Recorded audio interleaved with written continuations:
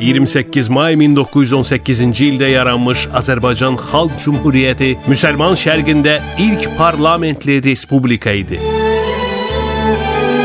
Məhz parlamentin ilk iclasında Cumhuriyyətimizin qurucularından olan Məhəmməd Əmin Rəsulzadə bir kərə yüksələn bayraq bir daha enməz demişdi. Bayrağımızın daim zirvələrdə olması arzusuyla. Respublika günün mübarək Azərbaycan.